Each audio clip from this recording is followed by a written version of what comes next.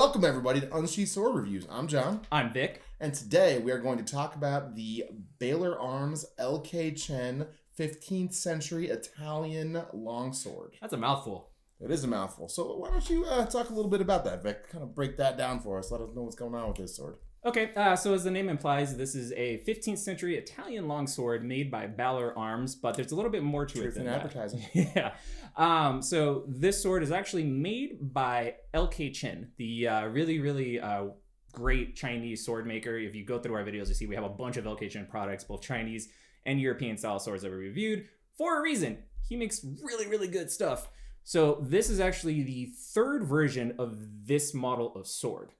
It's all been under the Balaur Arms banner, but Cult of Athena has had different smiths, different forges make these swords. Originally, they were budget-minded swords, and they were made by OTC. After that, they were still in the budget range, but made by Windlass and generally considered to have gotten a little bit of a bump in quality. This third version is now made by, like I said, LK Chen, and is solidly in the mid-range, and is a better quality, theoretically, in terms of its handling and in terms of its fit and finish, but we'll get into all of that. Also should be noted, if you follow Alientude on the YouTubes, which you should, he's reviewed this sword. Link to his video will be in the description below. His version of it was a lot lighter and a lot thinner. We'll talk about it a little bit more, but we definitely think that this version has been revised by LK Chen since then, and we'll probably reach out and see if that's actually the case. So That's what's going on with this sword and what it is in terms of makers. Yeah, and it's probably worth mentioning explicitly that Balaur Arms is the house brand for Cult of Athena. Right. So those two things are kind of interchangeable. Which is why they don't just make their own swords. They're not a forge, so they outsource it to a third party. Exactly. Which lots of other places do. So there's nothing wrong with that at all. So sure, absolutely. So to start, usually we start talking about fit and finish. So what do you think about the fit and finish on this sword, Vic?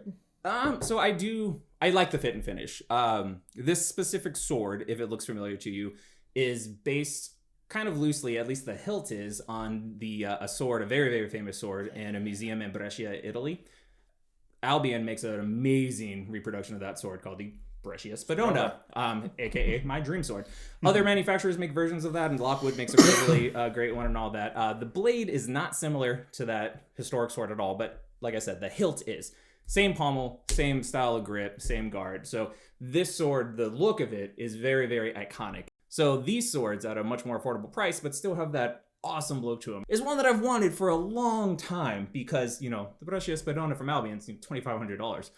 It's worth noting this sword is $398 US as opposed to, what did you say, $2,500? Which is the Albion, yeah, or $2,000. What is the Lockwood one? So affordable options for swords that look really cool is something that we're here for. Absolutely. So finally got this sword, and from fit and finish standpoints, I'm happy with it, although there are some things that I don't particularly like. First of all, the scent stopper pommel is a very specific and unique type of scent stopper. Looks totally different from other scent stoppers that I have and have seen. I think it looks cool. The grip itself has like one really big riser in the middle, which again looks cool, and the Type 8 crossguard is gorgeous. My biggest issue though with this is the grip. It is the cheapest looking part of the sword. I completely agree with you. I think the grip definitely detracts from the sword as a whole. But again, as we've talked about in other videos, when you make a sword of this quality with a blade of this quality for $398 US, you're going to be cutting corners somewhere. Right. I think the handle is where they did it on this one. Completely agree with you. And again, the handle's not terrible. It's perfectly fine. But it's definitely not, I don't think it's real leather. Agreed, yeah. And like that's the big difference for me is it feels almost spongy when you grab it as compared to like any of the high-end swords we've handled. It's definitely a very different feel. It's much more firm and it doesn't have that spongy kind of squishy feeling. Mm-hmm. And it definitely feels to me that this would break down over time much more quickly than would they. Just because of its greater flexibility. It feels like it kind of flexes when you hold it. It feels like I could peel this away easily. I think if you just took your thumbnail to it, you could probably start to pick away at it. Yeah, and so agreed on that. And another point is the dye job. And I don't know if it's just mine specifically, but not even that there's inconsistency. It's not like a uniform color, which even like high-end swords like Albion and Valiant Armor have like different shades and different splotches in theirs, which actually kind of looks cool. This one, though, it almost looks like it got looked at after being painted and realized there's spots missing, and then somebody sloppily went over it because there's like really discolored blotches just kind of sitting all over it. And again, doesn't affect anything about the handling of the sword. You can't like feel them at all. It just doesn't look that great. But again, sub freaking $400 sword, that's where they're going to cut a corner probably. My other issue with the dye job is it's a little sloppily done at the bottom and the top where it terminates with the guard and the pommel. Agreed. You can see a little bit of the undyed leather, yeah. Yeah, you see some dye just like right under the cross guard, right on the pommel. And again, it's not the end of the world, but be aware that that's a thing that might happen when you're kind of cutting costs, right? Definitely. One other thing that I noticed about the fit and finish that sort of bothered me about this sword was the way that the peen is done, which is kind of funny coming from me because I'm usually not the person that focuses on these kind of things. But there are quite a few spaces, and we'll show you in a close-up, there are quite a few spaces where you can get a thumbnail in. Like you can get a thumbnail in between the top of the peen block and the peen block itself, and then between the bottom of the peen block and the rest of the pommel. There's a fair amount of clicking you can get to happen there with your thumbnail. So I wish that was better done, and I feel like it could have been for just about the same amount of effort. But again, I think that's what comes from having a cheaper sword. The people making it probably are less, paid less and are less talented. So that's, you get more of this sort of quality control stuff. But it doesn't seem as though it's like an impact on the sword like functionally at all. It's not going to break apart or anything. It's just not aesthetically pleasing. Agreed. And I think building on that point, a lot of it has to do probably with time, right? Taking the time to like buff those surfaces out. Absolutely. That's what, again, you're paying for with more expensive swords. And all of those aesthetic things, despite the fact that I'm the prissy one, don't really bother me that much, again, for the price.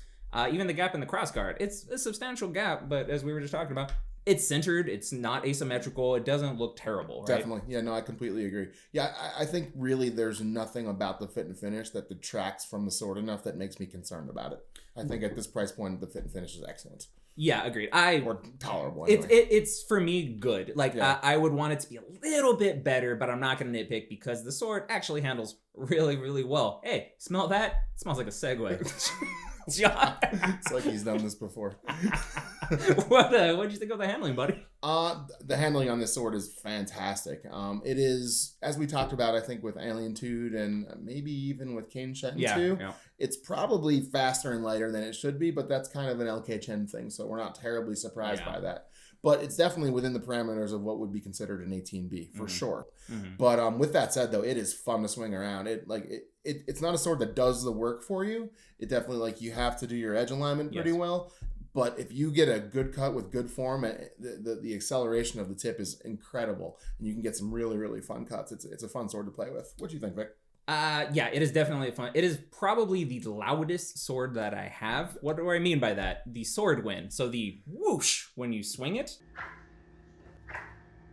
It's so freaking loud and so rad. And actually, as like a training tool is good because when you get a perfect whoosh like that, it tells you that your edge alignment is more or less right. Yeah. So it's actually, I think, a decent training tool, says the guy who's never done HEMA. But it is a really, really fun sword to use. Weighing in at about 2 pounds, 15 ounces. And want to note that real quick because on Cult of Athena's website, the sword just got restocked. And they have it listed at 2 pounds, 10 ounces. And that's a pretty decent discrepancy. And the reason, again, chatting with Alien Tude, we were talking about it, and we think that this is a revised version from the sword that he got originally. I'll, again, link to his video in the description. But if you watch that, the profile taper on his sword was more dramatic. Much more extreme. And also the blade seemed whippier, too. It seemed like just a thinner, lighter blade than this one. And it was very much... a lot thinner at the foible. Yeah, like at the foible, it's maintained more mass. It still doesn't have as much mass as some of my other 18Bs that I own at the foible, but it looks more in line with that kind of blade profile. Sure. It's like they took a shot and it didn't work out, and then they got feedback, and they changed it. And again, that does seem to be the way that LK Chen leans with their swords. Like if you look at the review for their Kriegsmaster that they made, same thing. It's lively and fast and feels like an arming sword in your hand with one hand,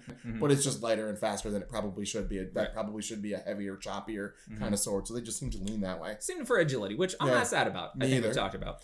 Does make it more fun for a backyard cutter, which is kind of cool. Yes. And so as a backyard cutter, as most European LK Chen swords come, this has a good edge on it. It is it's like clean, continuous bevel. It's really sharp out the box. Could be touched up a little bit more, but it's perfectly usable. And you're right.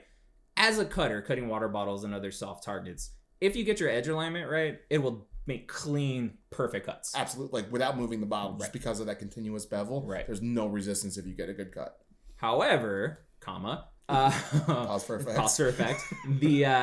It's not going to really do the work for you because it is lighter at the top. Like, you can tell it loses a lot of mass. And so if you just kind of throw the sword forward and want the blade to do the work for you, it's really not. You got to give it a little bit of force. Not a lot, but enough. And if you do that, and if you learn how to use the sword, it's actually a really fun, really good cutter. Its point of balance is a lot lower than I would expect. So, like, it's surprisingly good at thrusting, and its tip control is really, really well. Definitely. So, the point of balance is actually, it's at 2 1/4 inches, which again is very much, it's lower than you would think. You would expect a sword like this to be out past 3. Yeah, so, for a cut and thrust sword like an 18D is about 4 is about what you shoot for. But it's still, though, it feels really, really good in your hand. It feels lively. It's fast.